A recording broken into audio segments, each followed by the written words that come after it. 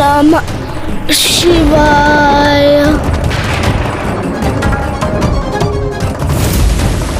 ओम नमः शिवाय। ओम नमः शिवाय। ये कैसी शीतलता का प्रभाव हो रहा है मुझ पर? मेरी उष्णता, मेरा ताप जैसे छिन गया हो मुझसे। ओम नमः शिवाय। ओम नमः शिवाय।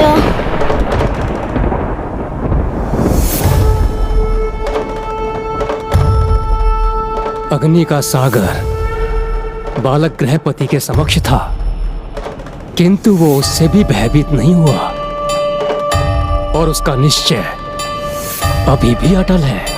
ओम नमः शिवाय। ओम नमः शिवाय। ओम नमः शिवाय। ओम नमः शिवाय। ओम नमः शिवाय।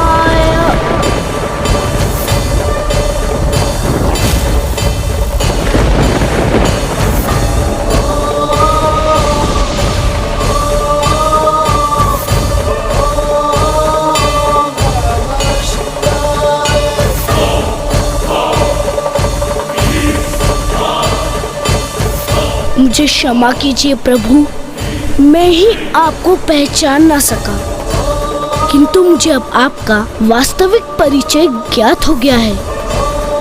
आप तो और कोई नहीं, स्वयं मेरे प्रभु महादेव हैं। हे प्रभु, अपने स्वाभाविक रूप में मुझे अपने दिव्य दर्शन प्रदान करने की कृपा कीजिए।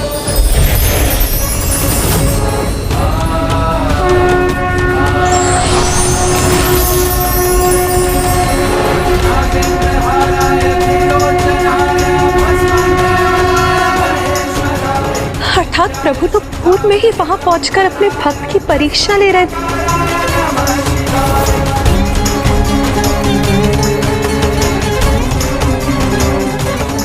बालक गृहपति, सभी परीक्षाओं में सफल होकर तुमने ये प्रमाणित कर दिया है कि भक्ति की शक्ति से कुछ भी संभव हो सकता है, मृत्यु को भी पराजित किया जा सकता है। हाँ बालक गृहपति, तुमने अपनी भक्ति की शक्ति से मृत्यु को भी परास्त कर दिया। मैं तुम्हें अभयदान देता हूँ और घोषणा करता हूँ, अग्निदेव के श्राप के कारण तुम्हारी मृत्यु नहीं होगी।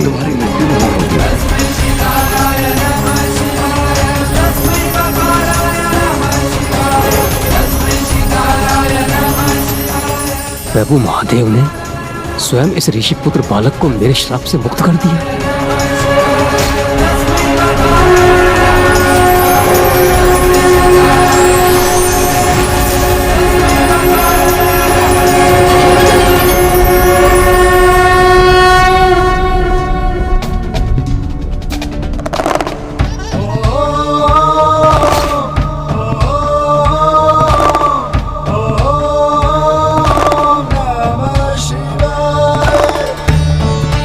तुम्हारे उदाहरण से संसार में सफलतापूर्वक जीवन बिताने का एक नवीन नियम स्थापित होगा कि प्रबल इच्छा शक्ति से और निष्ठा एवं श्रद्धा से प्रयास कर समस्त बाधाओं को दूर किया जा सकता है और किसी भी कार्य में सफलता प्राप्त की जा सकती है।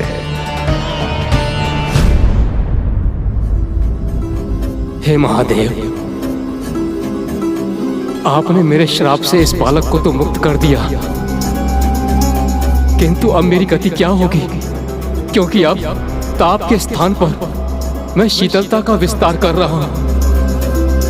इस प्रकार तो मेरा अस्तित्व ही मिट गया प्रभु। यह तो मेरा अंत का ही सूचक है, किंतु मेरा ऐसा क्या दोष था जिससे मुझे इतना कठोर दंड प्राप्त हो रहा है? और बालक गृहपति के पिता का क्या दोष था अग्निदेव, जिसको आपने शापित किया? हे अग्निदेव, मेरा तो एकमात्र आशय था कि मैं उस बालक और ग्राम को अनिष्ट से सुरक्षित रख सकूं। इसलिए मैं अपना धर्म निभाकर पुण्य कर्म कर रहा था। एक निर्दोष निरीह शिशु की रक्षा करने का ही तो धर्म निभाया था उन्होंने।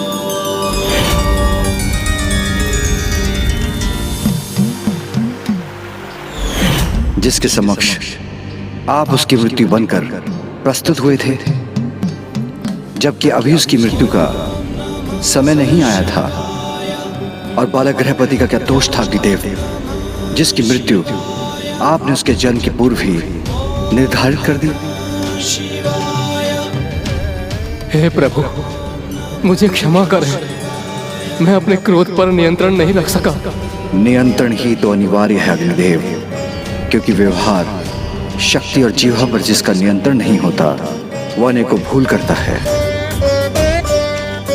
और फिर उन्हीं भूलों के चक्र में उलझता चला जाता है। आपकी अग्नि के अनियंत्रण प्रकोप को नियंत्रण में लाने के लिए ही गृहपति का जन्म हुआ है। गृहपति के दृढ़ निश्चय और भक्ति की शक्ति के कारण ही अग्नि का ताप शीतलता में परिवर्तित हो गया। आप अपने स्वाभाविक व्यवहार को तभी प्राप्त कर सकेंगे जब आप अपनी अग्नि को नियंत्रण में रखेंगे। स्वयं कहीं उत्पन्न नहीं होंगे और स्वेच्छा से एक सीमा से अधिक अपना विस्तार कर संपूर्ण सृष्टि को प्रभावित नहीं करेंगे।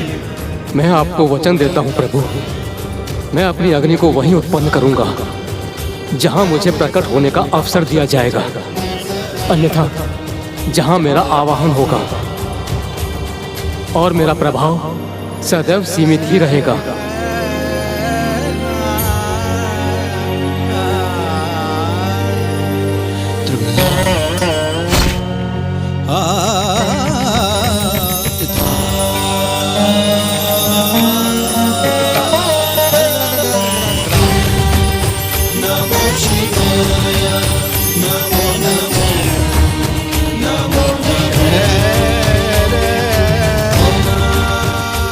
प्रभु, आपका कोटि कोटि धन्यवाद प्रभु, आपका कोटि कोटि धन्यवाद।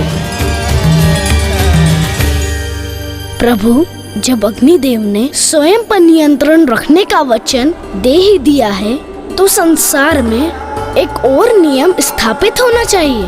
अग्नि के प्रति सबको सदा सचेत रहना चाहिए। अग्नि के उपयोग के उपरांत उसे अवश्य बुझाना चाहिए। आनंद और व्यसन के लिए अग्नि का उपयोग कभी नहीं होना चाहिए।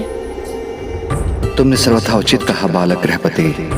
आज के उपरांत तुम्हारी कथा से समस्त जगत अग्नि के उपयोग के नियम को सदा स्मरण रखेगा और मैं तुम्हें सभी दिशाओं का नियंत्रक होने का आशीष देता हूं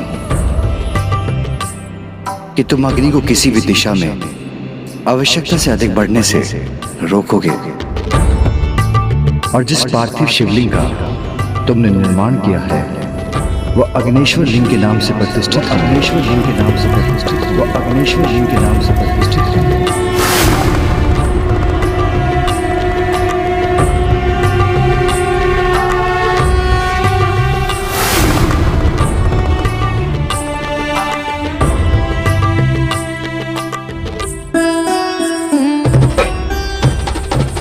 और आने वाले समय में जो भी अग्नेश्वर लिंग की उपासना करेंगे उनका जीवन अग्नि अथवा अग्नि तत्व के किसी भी कुप्रभाव से सुरक्षित होगा।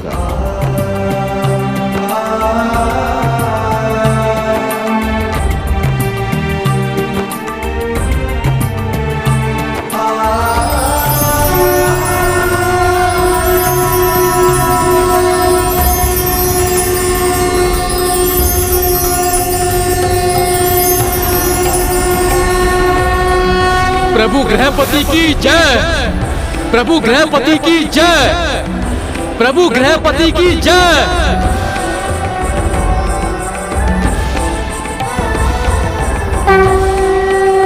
हमें प्रभु महादेव के गृहपति अवतार से ये सीख प्राप्त होती है कि पूर्ण श्रद्धा और पूर्ण इच्छा शक्ति से कोई प्रयास किया जाए तो वो असंभव से भी संभव हो सकता है। हाँ गौरी पुत्र, यही थी प्रभु गृहपति की कथा, जिन्होंने अपनी भक्ति से उस अग्नि को भी शीतल होने पर विवश कर दिया और अपनी मृत्यु को टाल दिया। जय हो प्रभु गृहपति की। जब तक मैं प्रभु के गृहपति अवतार की कथा संपन्न नहीं कर देता, तब तक आप समस्त प्रयास करते रहिए, किंतु मेरे पास इतना समय नहीं कि मैं उन्हें असफल होता देखता रहूं। मुझे दिवस के अंत तक लंका अवश्य पहुंचना है। प्रभु गृहपति की कथा भी पूर्ण होने वाली है। अब मेरे पास अधिक समय शेष नहीं है। कुछ भी हो जाए, किंतु मैं प्रभु के आत्मलिंग को लंका नहीं जाने दे सकता। इसलिए मुझे अपनी शक्ति में वृद्धि कर लंकेश को रोकना ही होगा। लंकेश जो कर रहे हैं वो किसी भी दृष्टि से उचित नहीं, किंतु फिर भी वो अग्नि के इतने प्रचंड प्रभाव को सहकर भी आत्मलिंग को स्वयं से दूर नहीं होने दे रहे हैं। ऐसा कर वो भी प्रभु महादेव के प्रति अपनी अटूट भक्ति का ही उदाहरण प्रस्तुत कर रहे हैं। लंकेश की प्रभु भक्ति के समक्ष मुझे एक बार पुनः विवश होकर उनके लिए विघ्नहर्ता बनना ही पड़ेगा।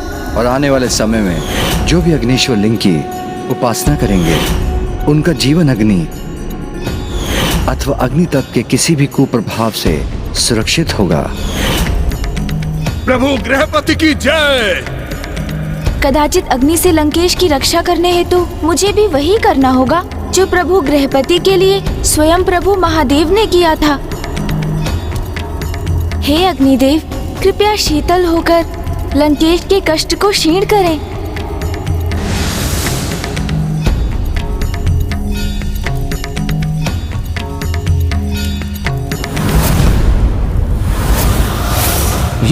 ये कैसे संभव है? मेरी शक्ति से उत्पन्न अग्नि अचानक शीतल कैसे हो गई? ये प्रभु गृहपति के नाम को उच्चारण करने का और उनकी कथा सुनाने का सुफल है ये।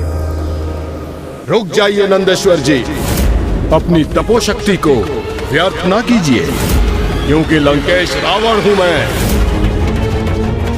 मुझे कोई क्षति नहीं पहुंचा सकता, किंतु यदि मैं चाहूं तो तुम सभी शिवगणों को इसी क्षण मिटा सकता हूं।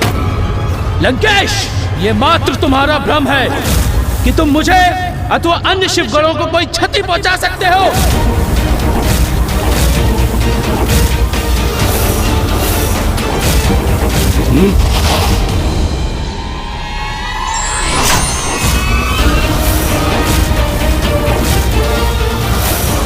अब तो ये दोनों ही परस्पर हिंसा के लिए तत्पर हो उठे हैं। एक और लंकेश है जो उत्तेजित करते हैं और दूसरी ओर नंदेश्वर जी जो क्रोधित हो उठते हैं। इसलिए मुझे ही पुनः कुछ कर इन दोनों को रोकना होगा।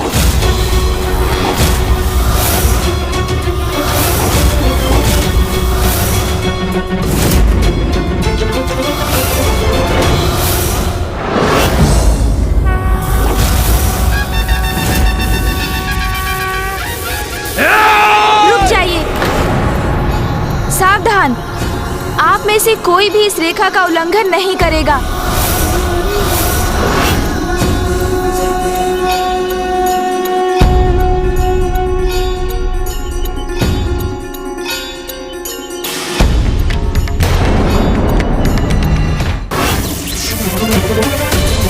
मेरी पलताई भी लेता तो नहीं तत्ती जाएगी।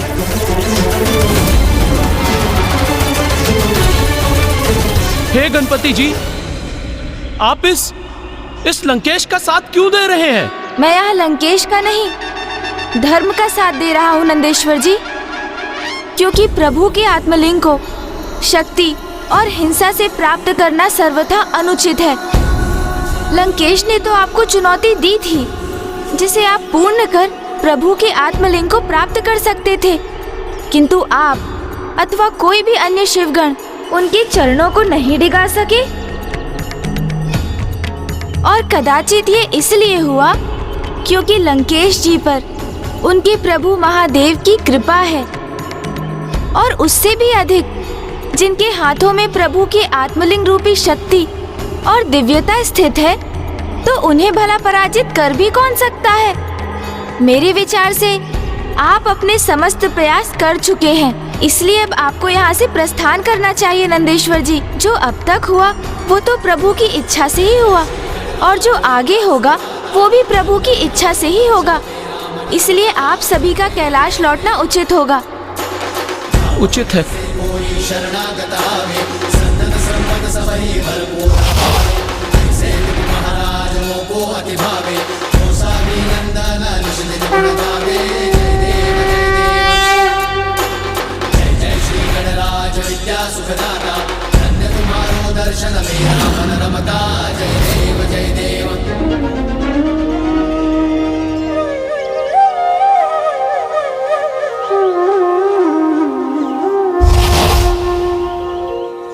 ये तो सर्वथा उचित हुआ गौरी पुत्र कि आपके समझाने पर सभी यहाँ से लौट गए, अन्यथा मैं अपना नियंत्रण खो बैठता। किंतु मुझे इसकी अपार प्रसन्नता है जिन्होंने अग्नि को नियंत्रित किया। प्रभु शिव शंकर शंभु के उन्हीं के अवतार प्रभु गृहपति ने मेरे चारों ओर छाई अग्नि को भी शीतल कर मेरा ही साथ दिया। तब तो हमें उनकी स्तुति करनी चाहिए लंकेश। कदाचित वो प्रसन्न होकर हमें अपने दर्शन प्रदान करेंगे। हाँ हाँ अवश्य।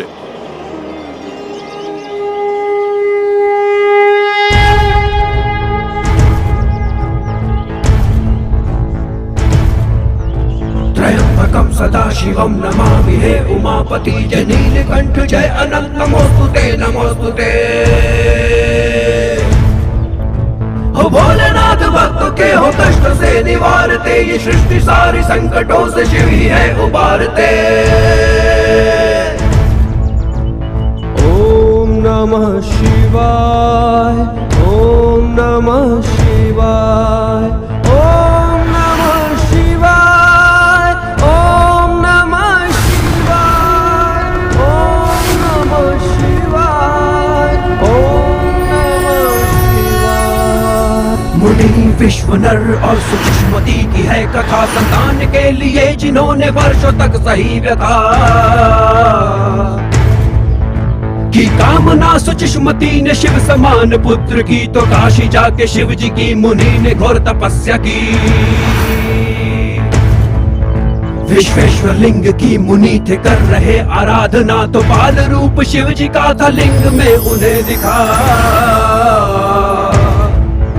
प्रकट हुए सुषमती के गर्भ में जन्म लिया था, ब्रह्मा जी ने गृहपति का नाम आपको दिया।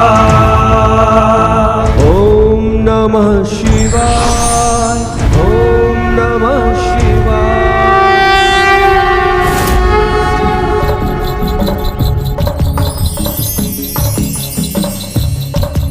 प्रणाम प्रभु गृहपति। प्रणाम। कल्याण हो।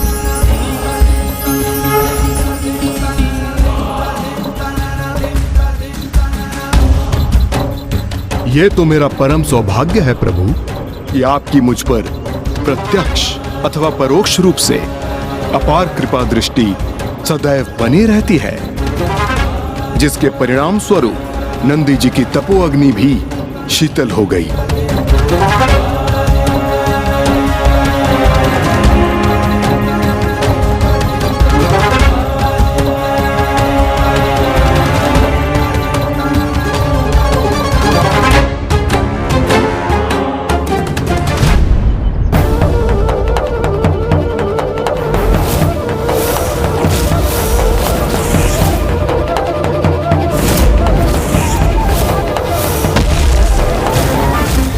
ये क्या?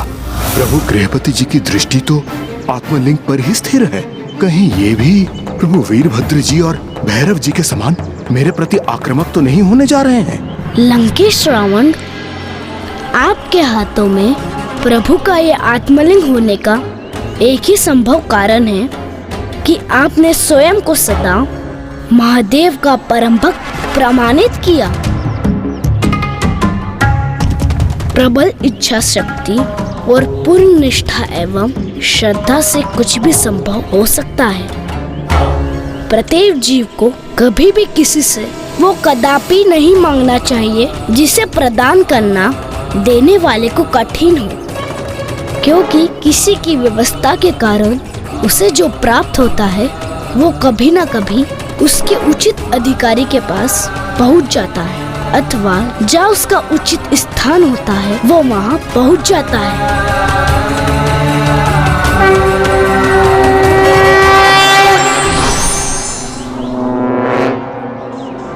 प्रभु गृहपति की सीख नंदी जी के लिए सर्वथा उचित है गौरीपुत्र, क्योंकि प्रभु के जिन आत्मलिंग पे मेरा अधिकार है वो नंदी जी के इतने प्रयासों के उपरांत भी मेरे साथी हैं। सत्य है, कभी कभी अहंकारवश बड़े से बड़ा ज्ञानी भी छोटी सी बात का गूढ़ रहस्य समझने में असमर्थ हो जाता है। गौरीपुत्र, किंतु आपने नंदी जी को यहाँ से भेजने में थोड़ी शीघ्रता कर दी। लौटने पर विवश हो गए वो। यदि वो प्रभु के वचनों का श्रवण करते तो वो एक श्रेष्ठ और आवश्यक सीख प्राप्त करते। अवश्य।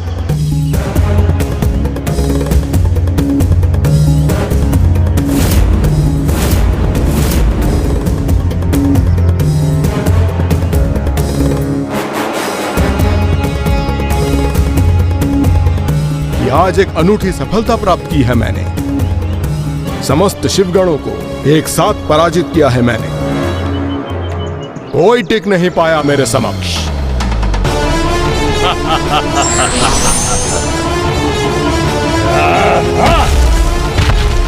मेरी इतनी अपार शक्ति का उदाहरण प्रस्तुत हुआ है इस जगत में गौरीपुत्र, इसलिए मुझे अपनी सफलता का उत्सव मनाना चाहिए।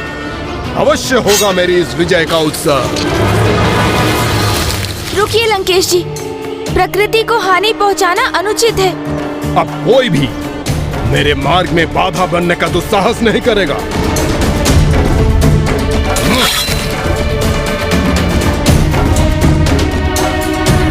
लंकेश रावण के मार्ग में बाधा।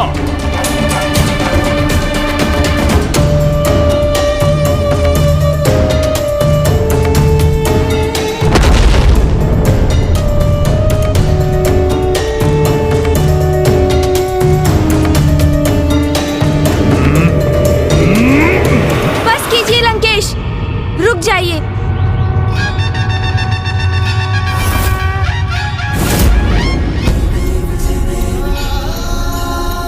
लंकेश, एक वृक्ष को क्षति पहुंचाना छोटे पौधों के एक छोटे से उपवन को और एक संपूर्ण वंश को उजाड़ने के समान है।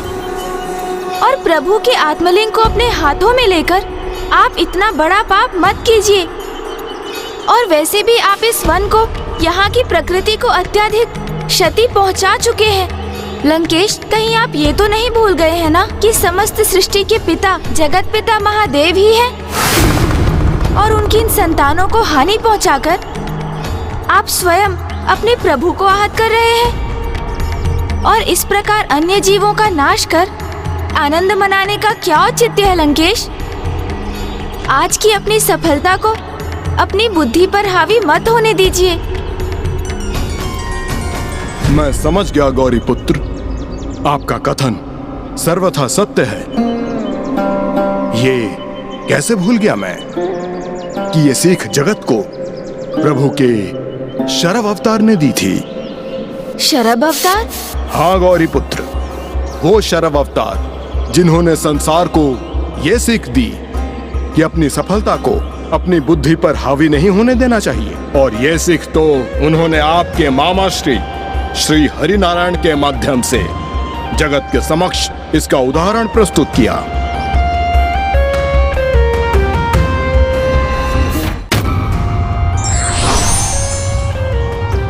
लंकेश, जल ग्रहण कीजिए आप।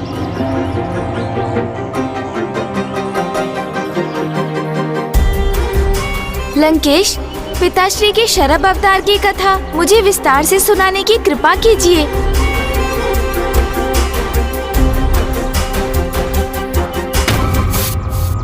नारायण जब अपनी छोटी सी विजय के उपरांत नरसिंह अवतार में अपना नियंत्रण खो चुके थे, तब उन्हें रोकने के लिए मेरे प्रभु शिव शंकर शंभू ने अवतार लिया।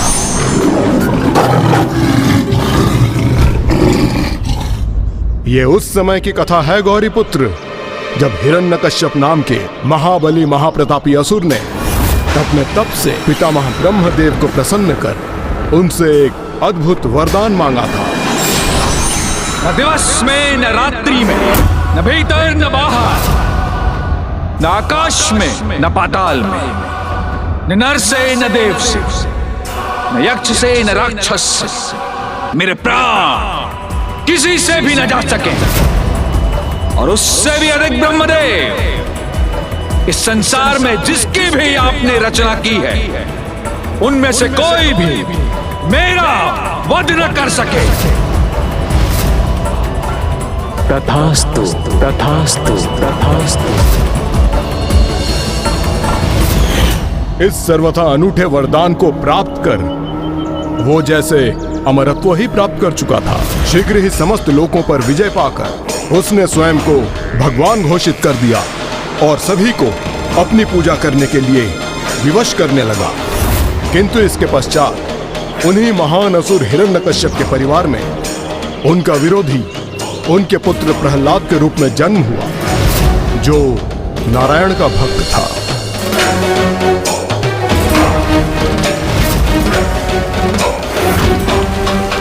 प्रहलाद ने अपने पिता को भगवान के रूप में स्वीकार नहीं किया, जो हिरण्यकश्यप के लिए इतना असहनीय था कि उसने अपने पुत्र प्रहलाद का वध करने का निर्णय लिया। किंतु प्रहलाद सदैव अपनी भक्ति के कारण सुरक्षित रहा। फिर क्या हुआ दशानन? तब एक ओर तो वो अपने ही पुत्र का अंत करने के लिए आतुर था, और वहीं दूसरी ओर उसके सेवक सभी को इस प्रकार यातना दे रहे थे जिससे कि वो उसे भगवान के रूप में स्वीकार करे। और फिर सभी देवता नारायण से सहायता की भिक्षा मांगने वैकुंठ धाम पहुंच गए।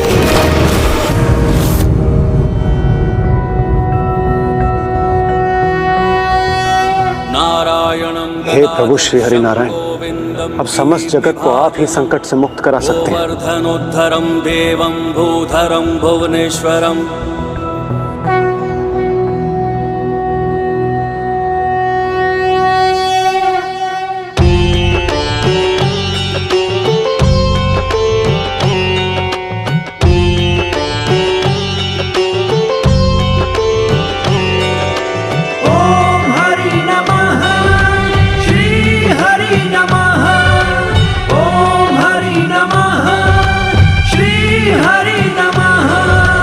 विनती करूं भगवन स्वीकार करो, विनती करूं भगवन स्वीकार करो। इस सृष्टि का तुम ही उद्धार करो, उद्धार करो। विनती करूं भगवन स्वीकार करो। रच दो लीला अब हरी, रच दो लीला अब हर चाहे फिर से एक अवतार धरो, अवतार धरो। विनती करूं भगवन स्वीकार करो, विनती करूं भगवन स्वीकार करो।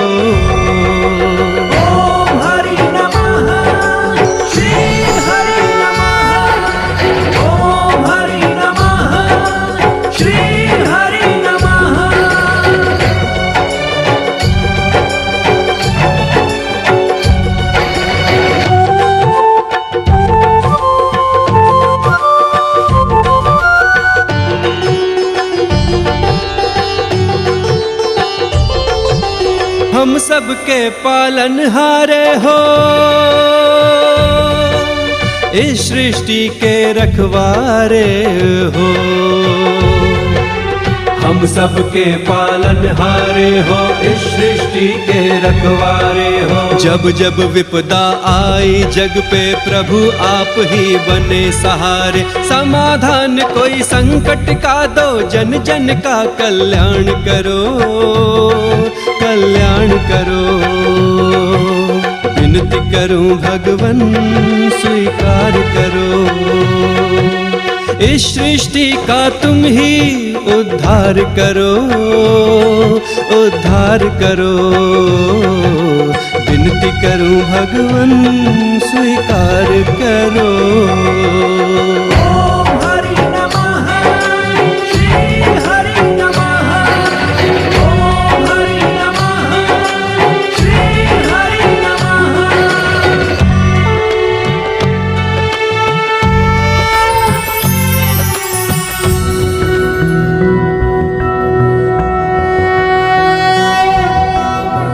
सिञ्चनाभावराभयं नारायण नारायण।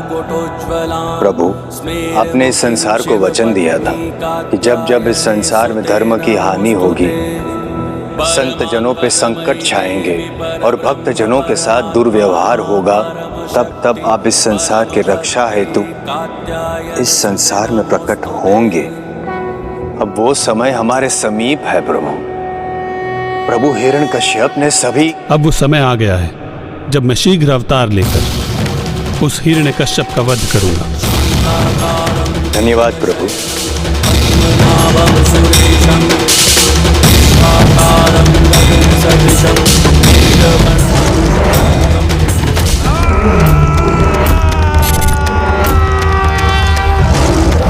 नरसिंह अवतार नारायण के क्रोध से उत्पन्न अवतार, जो उत्पन्न तो हुआ था सृष्टि को संकट से मुक्त कराने के लिए, किंतु सृष्टि के अस्तित्व पर ही संकट का कारण बन गया और उसी संकट का अंत करने के लिए मेरे प्रभु को शरद अवतार लेना पड़ा।